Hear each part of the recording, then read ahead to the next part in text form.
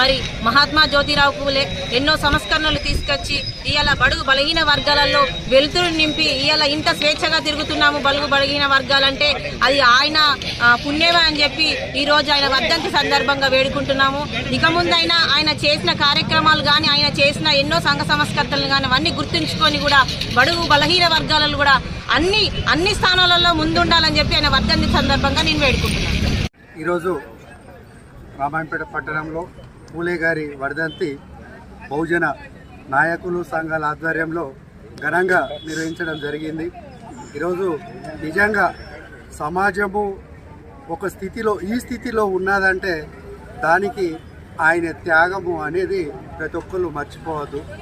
కానీ మనం ఆయన త్యాగాన్ని మర్చిపోతున్నాం. మనం స్వార్థానికి మాత్రమే స్వార్థం వరకే ఉపయోగించుకుంటున్నాం. స్వార్థం కాదు, నిజంగా ఆయన అడుగుజాడల్లో నడుస్తే